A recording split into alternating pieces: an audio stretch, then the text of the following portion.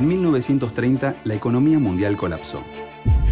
Aquella Gran Depresión obligó a las potencias a abandonar los preceptos del libre mercado y el proteccionismo comenzó a ser la regla. Los países del viejo continente europeo dejaron de comprarnos bienes primarios, poniendo en jaque al modelo agroexportador que desde 1880 imperaba en la Argentina.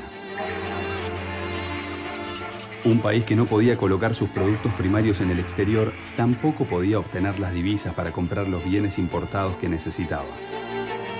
Aquella fórmula que lo había convertido en el granero del mundo, ya no podía colmar la demanda interna. Era necesario un cambio profundo y estructural.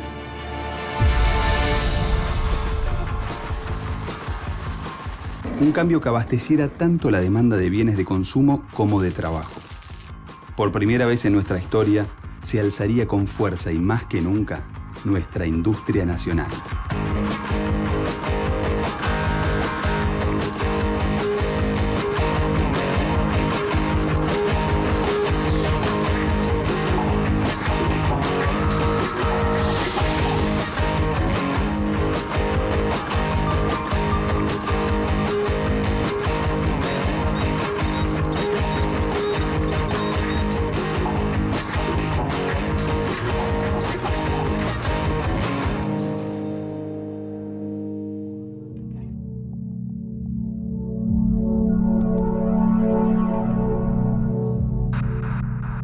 La crisis económica mundial de 1930 trajo muchos cambios,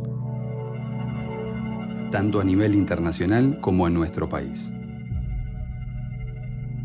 La idea del libre mercado había sufrido un golpe, que también iba a impactar en la industria nacional. La crisis del 30 implica que los mercados a donde nosotros vendíamos caen, nos dejan de comprar. Esto genera una crisis de ventas, caen los precios de los productos primarios, digamos, los alimentos, los granos, las carnes. Si en la Argentina del granero del mundo, en épocas de prosperidad, había ciertas posibilidades para la clase media, incluso para ciertos sectores de los trabajadores, ante esta crisis el modelo se achica. Y este achicamiento económico se traduce también en un achicamiento político.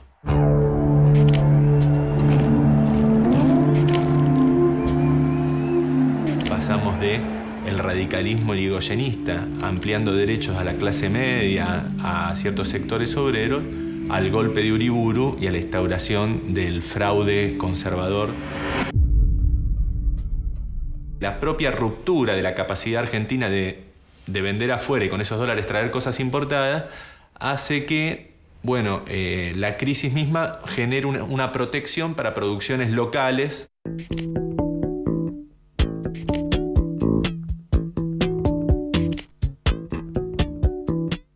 Esa industrialización por sustitución de importaciones tiene su propia dinámica y su propia lógica. No es posible comenzar por producir todo, sino que se comienza a producir los bienes más sencillos que antes se importaban. Alimentos, textiles, industrias básicas, digamos, que se suele llamar de fácil sustitución. Por ejemplo, la producción de petróleo, la refinación de petróleo, la de productos metalmecánicos, de bienes de tecnología relativamente sencilla. No estamos hablando nunca de productos muy sofisticados, ¿no? Lo que se denominan productos de consumo final no durables.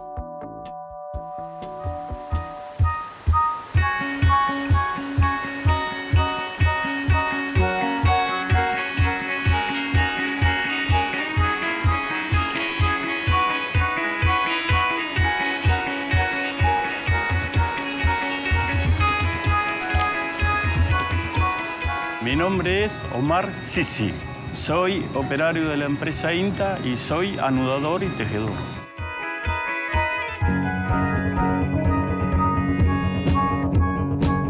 El trabajo que hago yo todos los días es cargar la máquina y anudar los hilos. Anudar los hilos para que nuevamente la máquina esté en marcha.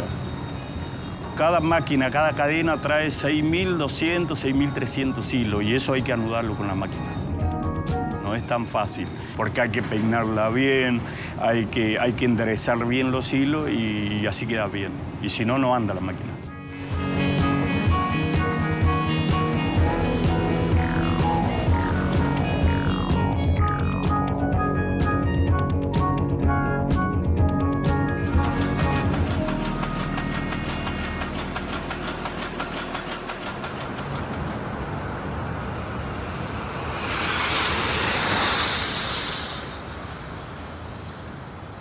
Aunque la primera etapa de la sustitución de importaciones dependió en gran medida de la metalurgia liviana, el general Manuel Savio soñó con construir una verdadera industria pesada nacional. Mi padre ha sido una persona que desde que murió se han puesto nombre a escuelas, a plazas, a calles, pero nunca se ha podido explicar con la verdadera dimensión de la obra del general Savio. El contexto es, por un lado, un país que estaba en un proceso incipiente de sustitución de importaciones, ¿sí?, de industrialización, y por el otro lado, un contexto en el que la soberanía y el resguardo de la soberanía nacional venía incrementándose. El planteo que se hace en ese momento es, para tener un país soberano hay que tener una estrategia para resguardar esa soberanía. Hacen falta fuerzas armadas. Para que las Fuerzas Armadas tengan alguna capacidad de acción, hacen falta que estén armadas, justamente, que tengan elementos, que tengan materiales, que tengan insumos. Y ahí hay dos posibilidades: o se compran afuera o se fabrican localmente. Empezaron a hacer exploraciones para buscar todos los materiales minerales brutos que hacían falta para después hacer un primer proceso de industrialización para abastecer a las fuerzas, para defender la soberanía, para poder tener un país libre. El plan del general Savio fue un proyecto político para industrializar el país, orientando su principal actividad hacia el desarrollo de la industria pesada. Su proyecto buscaba alcanzar la producción de materias primas y materiales básicos para la industria manufacturera que permitieran al país actuar con completa soberanía. Lo importante del sistema de control de instrumentación es que esté interrelacionado. Y mantenerlo en una posición es mantener una dirección. Su primer paso hacia la industrialización argentina fue la creación en 1930 de la Escuela Superior Técnica. La Escuela de Savio se convirtió en el semillero del que surgieron los nuevos ingenieros militares, los cuales se encargarían de la explotación de yacimientos, de la construcción de industrias y de toda la infraestructura para el plan industrial. El siguiente paso de Savio sería la creación de la Dirección General de Fabricaciones Militares.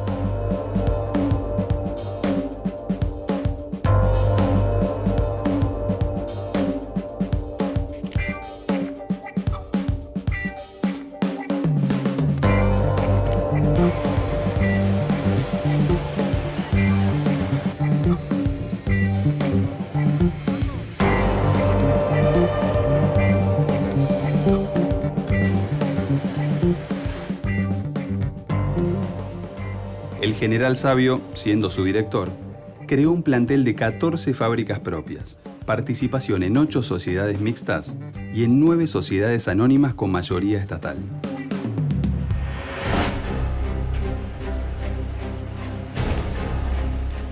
Hacia el año 1939, la Segunda Guerra Mundial otorgaría un nuevo impulso a nuestra economía, consolidando a la industria argentina como uno de los sectores más importantes del entramado productivo local.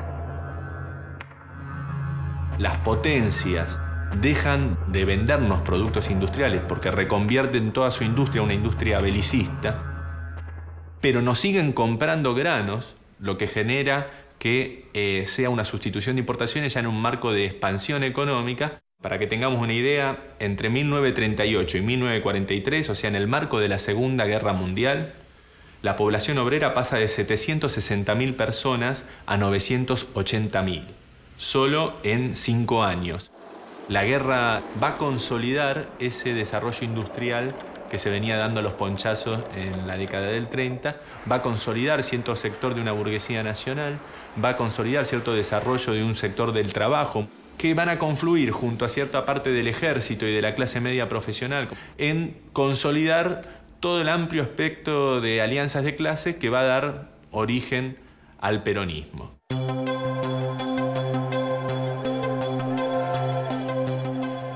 En 1943, un golpe militar puso fin al gobierno fraudulento de Ramón Castillo y a la llamada década infame.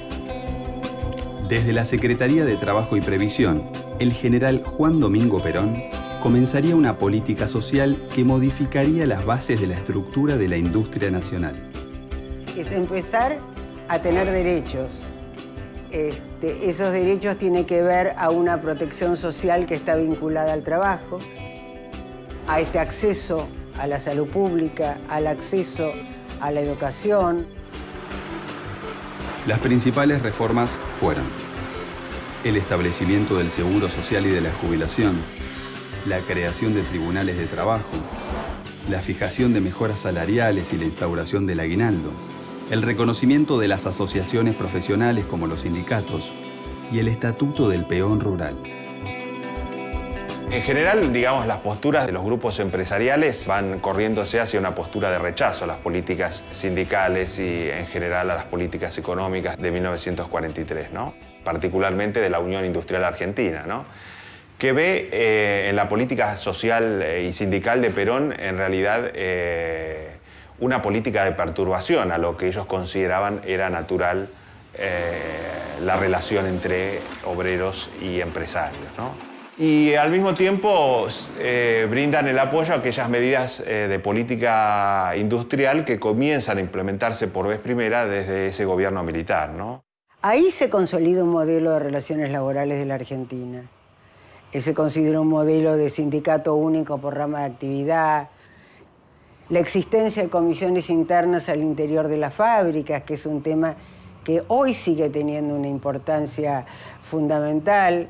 El sindicalismo de alguna forma tiene también una etapa de conflicto, porque pensemos que hay varios de los sindicatos que vienen del socialismo, del anarquismo, con los sindicatos que nacen más al calor del peronismo, hasta que se crea finalmente la CGT.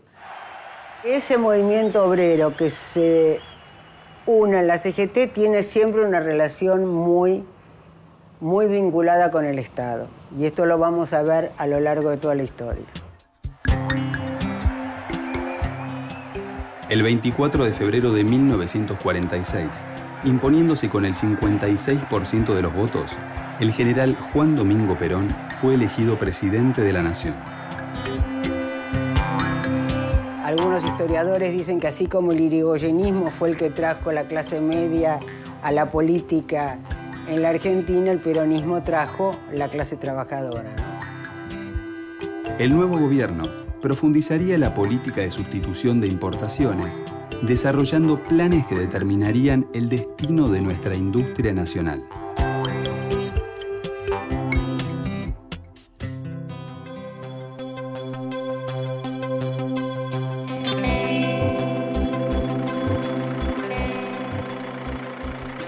La fase de industrialización mostraba sus limitaciones.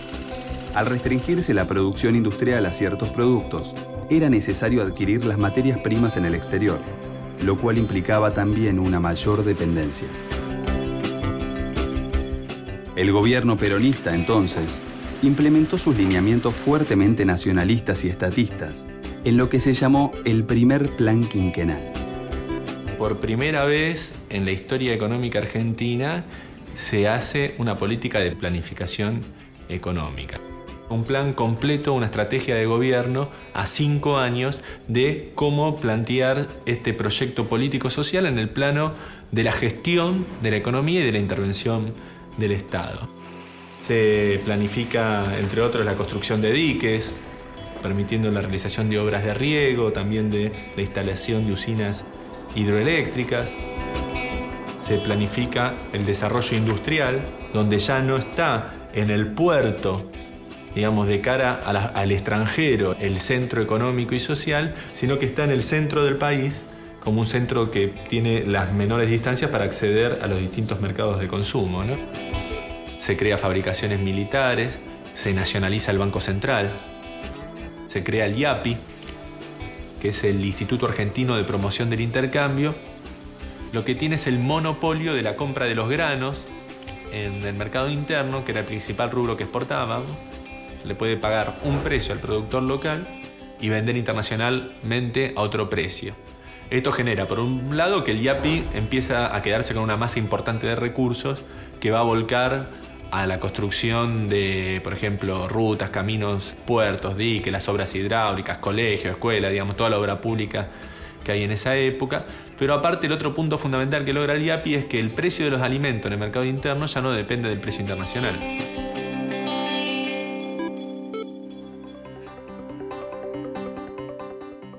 Entre 1951 y 1952, para promover la fabricación de aeronaves y automóviles, se creó en Córdoba la llamada Industrias Aeronáuticas y Mecánicas del Estado, IAME. En la época de mayor apogeo, que se extendió hasta 1955, el IAME fabricó aviones, automóviles, tractores, motocicletas, lanchas y armamento.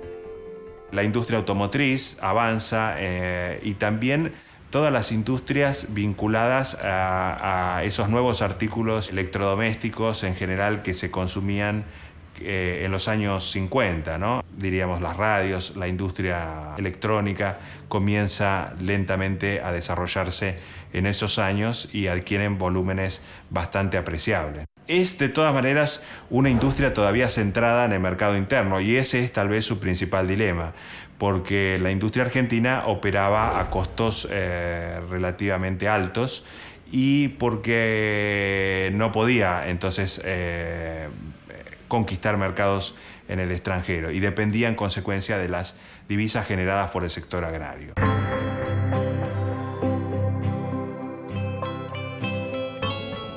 Como parte de la política de sustitución de importaciones, en 1947 se aprobó, por ley nacional, el Plan Siderúrgico Argentino que había elaborado el general Savio, más conocido como Plan Savio.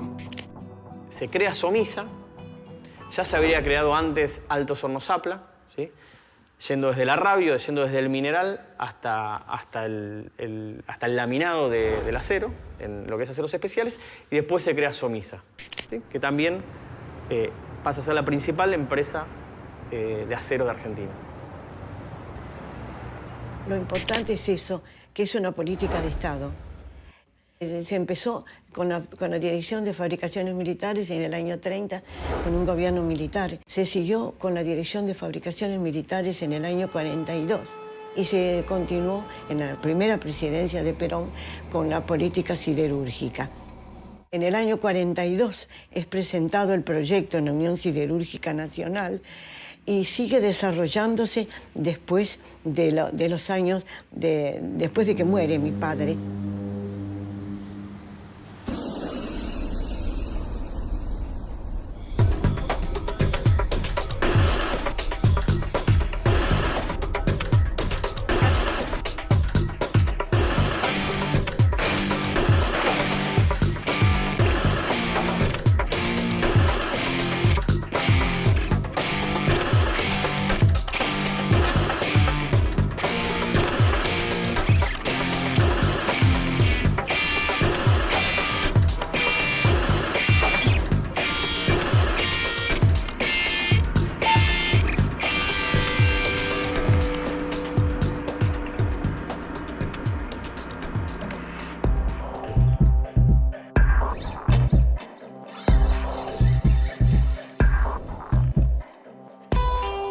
Otra de las empresas estatales clave que surgió como parte del plan industrial fue Astilleros y Fábricas Navales del Estado, integrada por el astillero Río Santiago y la Fábrica Naval de Explosivos Azul.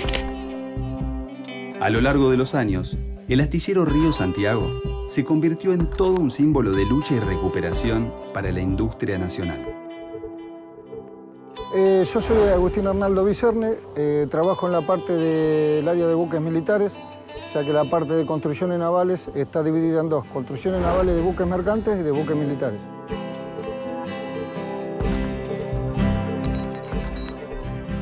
Cuando se comienza el buque, lo primero que se planifica es el proyecto del buque que se va a hacer, se compran los elementos pertenecientes al mismo, se compra la chapa, que es lo que primero se va a procesar, con el diseño ya previsto, se la va trabajando de forma tal de que pasa por un proceso de granallado, de pintado, después se la corta y se la moldea con las especificaciones del buque, con el proyecto del barco, ¿verdad? Ver que uno ve navegando buques que han nacido de donde uno, porque mi sector, lo que es la gerencia técnica, vemos desde el momento que nace. El momento que nace y después de pronto ver cuando se bota el buque, bueno, eso no hay palabras para describirlo.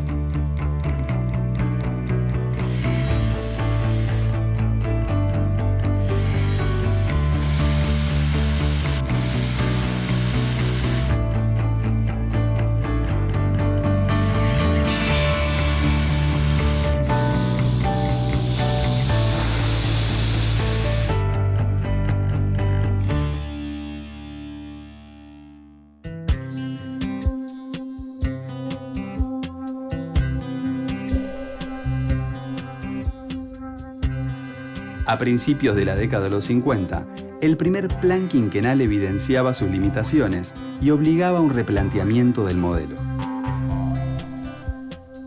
La política fundamental de esa primera etapa del peronismo era la redistribución del ingreso, la mejora de las condiciones de los sectores trabajadores. Si bien favoreció en términos generales alentar el consumo, favoreció el crecimiento industrial, no favoreció completamente el cambio estructural, ¿no? El desarrollo de industrias de base y demás. Es la clásica acusación que se hace al peronismo de que desarrolló solo las industrias livianas. En este contexto, el gobierno implementó en 1952 un plan de estabilización, conocido como el Segundo Plan Quinquenal. Sus principales objetivos fueron la expansión de las industrias de base, es decir, petróleo, siderurgia, química y petroquímica, la mejora de la productividad del sector agropecuario, la reducción del gasto público, la contención de los salarios y el fomento de ingresos de capitales extranjeros. A partir del 52 lo que se alienta o lo que se intenta alentar con mayor fuerza son las industrias básicas, ¿no? Aquellas que no habían crecido anteriormente. Acero, productos químicos básicos, en menor medida la petroquímica, la industria automotriz, la industria metalmecánicas en general, son tal vez las más auspiciadas en esa segunda etapa del gobierno peronista, ¿no? El segundo plan quinquenal no se termina de completar porque en realidad debía terminarse en 1957 y el gobierno militar que derrocó a Perón lo derogó en 1955.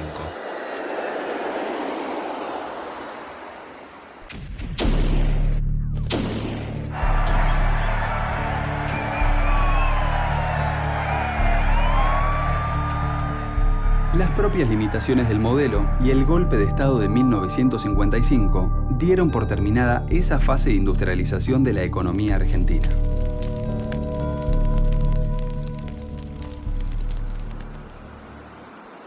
Con el golpe de 1955, los empresarios de alguna manera tomaron revancha en ese plano, ¿no? No en el plano de los salarios, pero sí en el plano del manejo de sus empresas.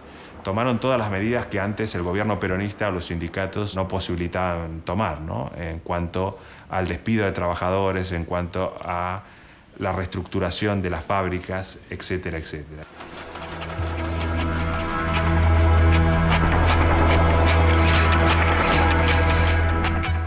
La política industrial principal del peronismo fue constituir la alianza de clases sociales que permitiera una base de sustentación a las políticas industriales. Me parece que ese es el gran aporte del peronismo al desarrollo industrial en la Argentina.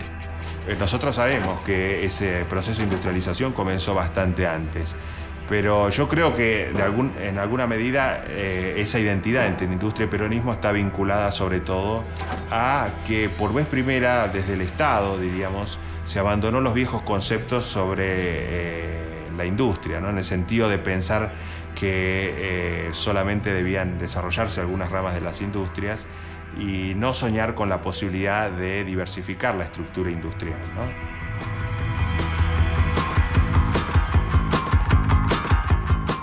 Después de casi 10 años de peronismo, la industria nacional había quedado fortalecida, pero trunca como eje económico. La industria liviana, apoyada en la sustitución de importaciones, había bordeado sus límites y su crecimiento se veía limitado por sus propias necesidades de funcionamiento. Fue el fin de una etapa.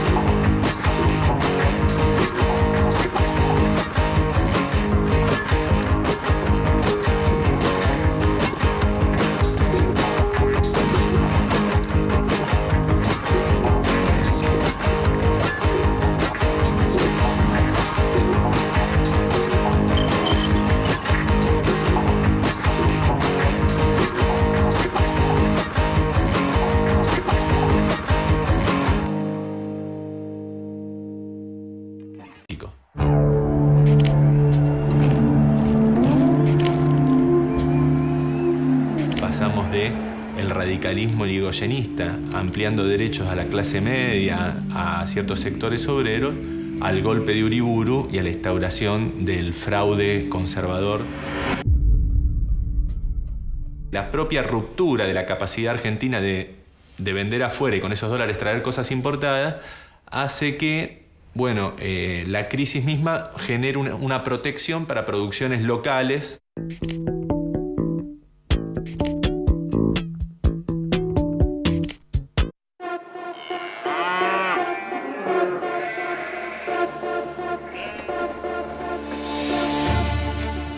En 1930, la economía mundial colapsó. Aquella Gran Depresión obligó a las potencias a abandonar los preceptos del libre mercado y el proteccionismo comenzó a ser la regla. Los países del viejo continente europeo dejaron de comprarnos bienes primarios, poniendo en jaque al modelo agroexportador que desde 1880 imperaba en la Argentina. Un país que no podía colocar sus productos primarios en el exterior tampoco podía obtener las divisas. Había sufrido un golpe, que también iba a impactar en la industria nacional.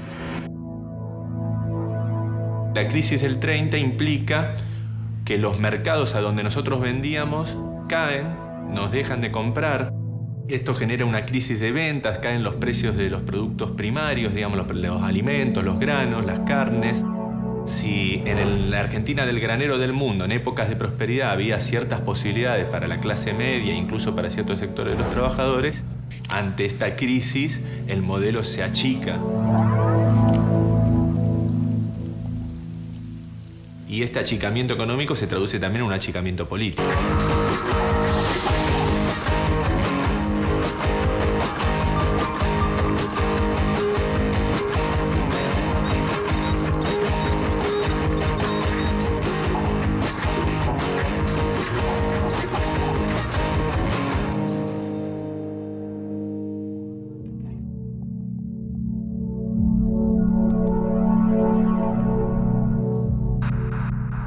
La crisis económica mundial de 1930 trajo muchos cambios, tanto a nivel internacional como en nuestro país. La idea del libre mercado había para comprar los bienes importados que necesitaba. Aquella fórmula que lo había convertido en el granero del mundo ya no podía colmar la demanda interna. Era necesario un cambio profundo y estructural.